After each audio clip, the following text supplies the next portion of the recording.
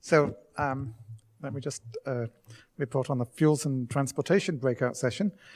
We had a group of about 8 to 10 people. We had a very good discussion. We began with, I talked a little bit about some of the Stanford technologies that we've developed in this area. And then Swaroop covered, he covered the materials challenges associated with fuels and also the potential drivers for changes in transportation. And so after that, we then had a real lively discussion. And so we're going to summarize this. And first I'm going to pass it over to Swaroop, who will talk about the discussion we had on fuels and engines. Thank you, Richard. Yes. See, the group felt, in terms of the fuels, okay, they prefer a distributed fuels, okay, distributed plants. And they felt not one fuel will do. We need to have multiple fuel strategy. And multiple fuels in terms of, biomass to liquid, coal to liquid, depending on what is available at that place. Diesel, main option. Electricity, wherever, we need to have hybrid cars also. Then CNG, LNG. I mean, try to maximize, the use of CNG, LNG. Then petrol or gasoline as it is. People felt DME should be, pushed, okay, as a, alternative. Until it develops, others could be there, and DME should, take over the role much more. And then second generation biofuels, then auto LPG wherever it could be available, and then biogas, again where it is available, especially in the rural areas. So they felt, to give the power to this for these ones, again we should look after, look for a technology which gives you the distributed plants, okay, based on either a biomass or a coal, so that what it will be, it should be, preferably taking the local resources into consideration. And if you get a grid or if you get other options, then it is better. But we need to, think more on, distributed plant rather than a centralized plant, So by this, what you are going to do is you are going to reduce the transportation cost, especially associated with the diesel or a petrol transportation. And secondly, you reduce the energy footprint, which could be a good thing. And at the same time, since you are going to make a localized, resources, this one, people ownership becomes more. Now what happens, the ownership is, different, they don't identify, so, the prices of feedstock, varying. Once it becomes localized, when they feel it is for their need, everything comes under control. It could be, much better operated. And then we went into, so once you have the fuel available, what are the engines you have and what are the problems you have and how it could be addressed. They felt, we have, every year maybe 10 to 15% new engines come. In new engines, we should drive, high efficiency, soot-less, hybrid strategy, so that, the new comes and takes over the world. In the existing engine, what we should do is, in India especially, we make all kinds of fuels. Fuel is not an issue. BS3, BS4, BS5, we export mostly BS5. In India, we use a lot of BS3 and, BS4. And some of them are, high sulfur, little bit higher sulfur. Okay, so if you can fit up a catalytic converter at the end of the engine, okay, and that can reduce emissions, and that can do a good job. So by that, what will happen? You can, you can have a good control over the climate and other things. Okay, that was another, strategy we felt we should have. And third is, for example, railways and tractors use, especially one type of a diesel, 51 cetane. Okay. Why should they use 51 cetane when, when they require high fuel efficiency is the only criteria, no other criteria is there. So typically, we can, tailor a diesel which could go into this one and they could be supplied that. So you get a, optimized consumption and you can reduce the consumptions far better and have a control over the emissions. Now I request, Richard to take it over. Okay, so we also, talked about transportation, not just the fuel part of it, but the transportation aspect of it. And we thought about, what is the optimal way of transporting goods across India? Today, it sounds like most of the goods are transported by trucks. But, some of it could go by rail. In many other countries, they do use rail. We thought, well, maybe an opportunity here would be to look at maybe a model that could be used in developing countries that could be developed that would optimize what would be the best transportation arrangement that you would need for moving goods, for moving people, and so on, that could be used as a sort of planning, like a way of thinking how transportation systems should be developed in developing countries. The other thing we also brought up was that, transportation, modeling of transportation, you can't just treat transportation individually. You've got to consider it as part of a bigger energy system. As we started discussing things, you think, what are you transporting? Why are you transporting it? What does it involve? You've got to need fuels. If you have biofuels, where do those biofuels come from?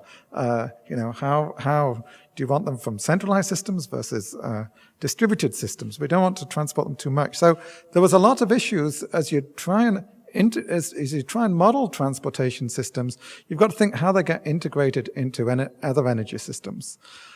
As we looked at sort of other research areas, we thought about pollution kits to assess engine pollution. There are no ways right now of sort of, pollution is a very big issue, especially in a country like India. And are there kits that could be developed that could really tell you how much pollution is coming out of engines? We thought that was maybe one opportunity. And then traffic management was something else. I've experienced driving in Mumbai the last couple of days, and I know how traffic is around here. What are sort of traffic management models that perhaps we could develop that would help predict the traffic? Maybe through GPS we can transfer messages. Maybe we can, develop traffic management models. And it wouldn't be just necessarily for the driver, but also maybe systems that you could feed to the government that would be able to coordinate traffic in some sort of way.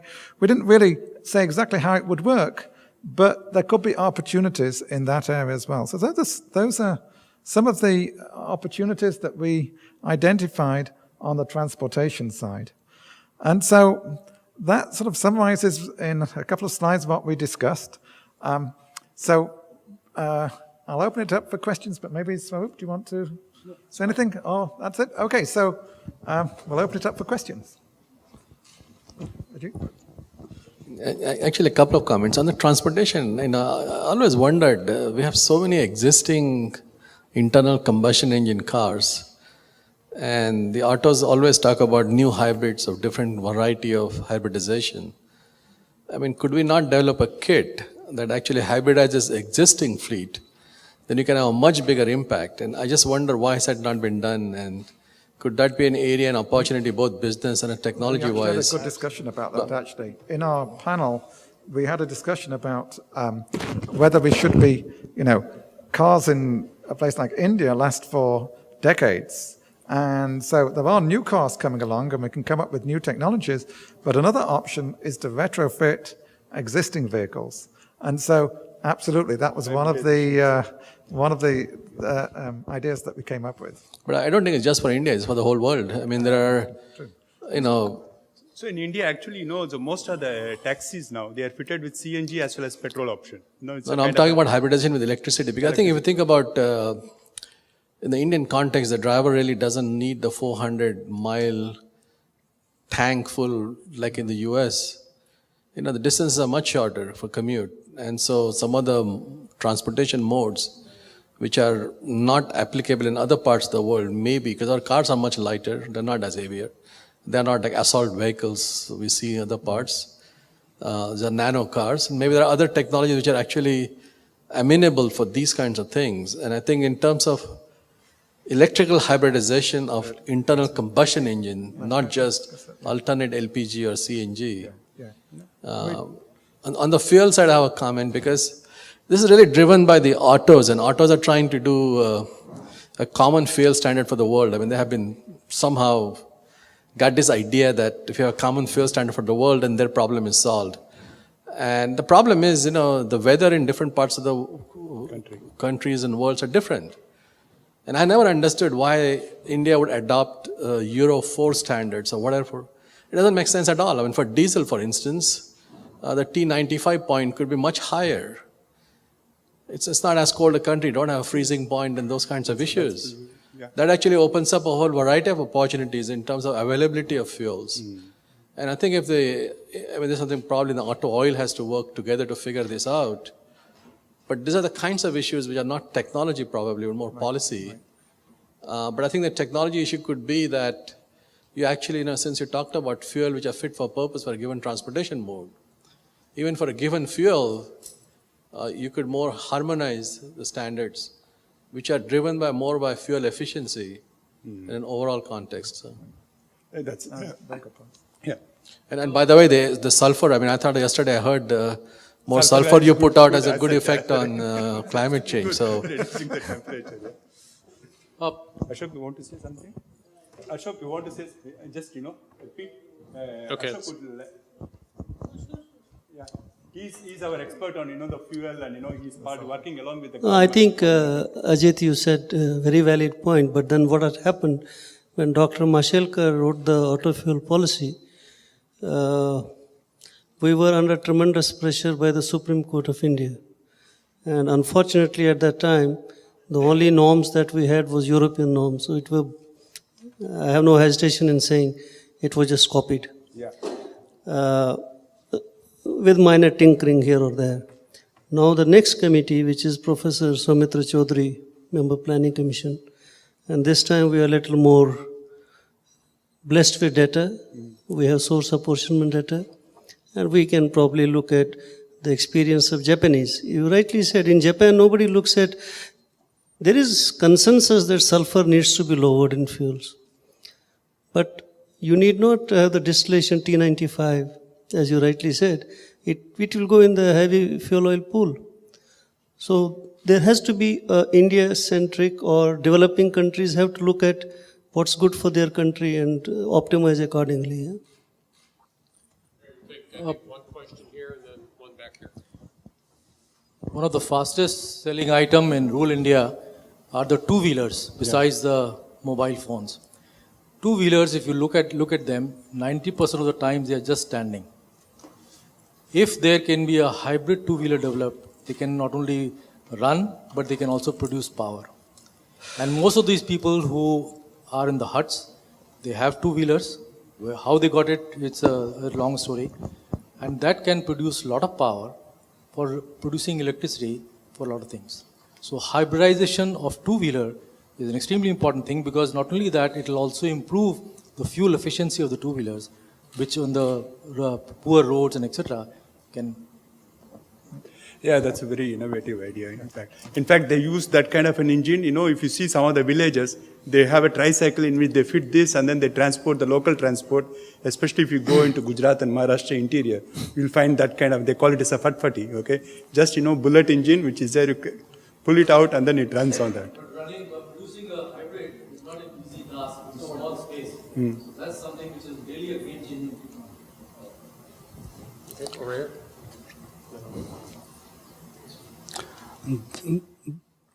There are three things in this, perhaps it's been highlighted in the breakout sessions, but some of the three things are not very clearly articulated out. Firstly was that India had a very good waterways-based transportation system when the British were ruling India. And for various reasons, perhaps due to the partition of India and things like that, it was done away with. That has not been perhaps explored in these slides. Point number two is an idea which is gaining vogue in the United States, is using LNG for dedicated freight routes, especially for railways and heavy trucking. It's simple economics. Today, with a crude price of $105 a barrel and a crack of roughly $15, diesel for the railway engines costs more than $125 to $140 a barrel. Even if I import LNG at current prices and I deliver it at UP or wherever, and I landed cost just $22 per MMBTU, which in oil terms is just about barely $105 a barrel. Which means straight I get a saving of $20 a barrel. And these are dedicated routes, and there is lesser pollution, and I'm pretty sure there would be some safety issues would be resolved. Third thing is third thing which is also, perhaps it is there, is not coming out clearly, is the attitudes are in young consumers. For a young consumer, the primary object of possession is his mobile phone and perhaps some kind of a tablet. A car is increasingly, because of its parking and other headaches. I read in The Economist somewhere that Paris has a system where you can basically hire a car at any given point in time. I've forgotten the name of that company. And second is, you're also using a lot of software for carpooling. So I would like to have your views on these three: waterways, LNG for dedicated routes, the hire car system which is there in Paris, which is supposed to be copied in other nations, and using of a mobile phone for carpooling. Okay, I can talk a little bit about a couple of those. So we have a company, for example, at Stanford called Zipcar, and you can rent a car by the hour, and yes, you can rent it at one place and drop it off to another. There's also all sorts of car sharing companies, and yes, you use your phone, an app on the phone to actually share rides and share cars. And this whole business model, it's not clear what's going to be the ones that are going to succeed. It could work. I mean, I'm not the expert of how it could work in a place like India, in the developing world. But you're right. I mean, as I see, there's such a high penetration of mobile phone use here. There are opportunities, there are potentially, I believe, opportunities where you could integrate that use together with car sharing, ride sharing, and so on, to sort of have a more efficient, effective transportation system.